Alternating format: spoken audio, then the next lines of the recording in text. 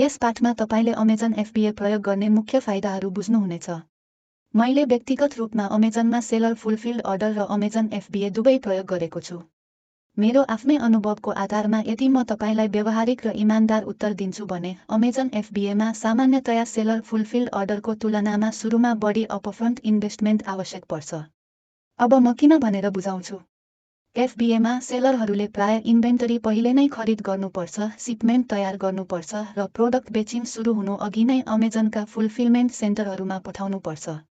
यस प्रकारको अपफ्रन्ट इन्भेस्टमेन्टका कारण यदि प्रोडक्ट सेलेक्सन, डिमान्ड एस्टिमेसन वा प्राइसिङ स्ट्राटेजीमा गल्ती भयो भने प्रोडक्ट अपेक्षा अनुसार नबिकेमा ठूलो आर्थिक घाटा हुन सक्छ। FBA सुरु गर्नु अघि यो कुरा राम्रोसँग बुझ्नु अत्यन्तै महत्त्वपूर्ण छ।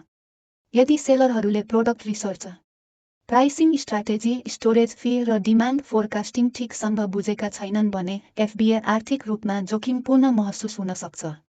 इन्भेन्टरी वेयरहाउसमा नबिकी बस्न सक्छ, स्टोरेज फी समयसँगै बढ्न सक्छ र प्राइस कम्पिटिसनका कारण प्रॉफिट मार्जिन घट्न सक्छ। अब यहाँ एउटा कुरा छ जुन धेरै बिगिनरहरूले गलत बुझ्छन्। जोखिम FBA खराब सिस्टम भएकाले होइन। जोखिम सामान्यतया कमजोर प्लानिङ वा कमजोर प्रोडक्ट रिसर्चका कारण आउँछ। वास्तविकतामा धेरै सेलरहरूले वर्षौंसम्म स्थिर र प्रॉफिटेबल FBA बिजनेस सञ्चालन गरिरहेका छन्।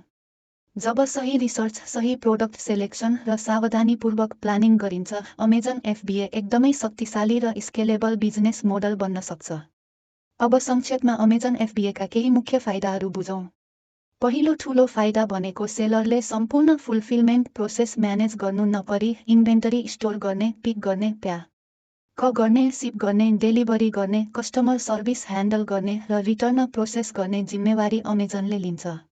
सेलरको रूपमा हामीले केवल आफ्नो इन्भेन्टरी अमेजनका फुलफिलमेन्ट सेन्टरहरूमा पठाउँछौँ र यी अपरेसनहरू ह्यान्डल गरेबापत अमेजनलाई FBA सर्भिस फी तिर्छौँ। यसले सेलरको धेरै समय बचाउँछ। दैनिक सिपिङ अपरेसन, अर्डर प्याकेजिङ र लोजिस्टिक्स सम्बन्धी समस्याहरू ह्यान्डल गर्न समय खर्च गर्नुको सट्टा सेलरले प्रोडक्ट रिसर्च, राम्रो प्रोडक्ट सोर्सिङ, लिस्टिङ सुधार र बिजनेस एक्सपान्सन जस्ता महत्त्वपूर्ण गतिविधिमा ध्यान दिन सक्छ। अब एउटा सिम्पल उदाहरण हेरौँ। मानौ कुनै व्यक्ति अमेजनमा बेच्न चाहन्छ तर उसको मुख्य काम अरू केही हो, जस्तै सेयर मार्केटमा सर्ट टर्म ट्रेडर हुनु। यस्तो अवस्थामा FBA सर्भिसले आवश्यक फ्लेक्सिबिलिटी दिन्छ किनकि फुलफिलमेन्टको अपरेसनल भाग अमेजनले ह्यान्डल गर्छ र सेलरले आफ्नो मुख्य काममा फोकस गर्न सक्छ। अमेजन FBAको अर्को महत्त्वपूर्ण फाइदा भनेको बायर रिटर्न ह्यान्डलिङ पनि अमेजनले व्यवस्थापन गर्छ।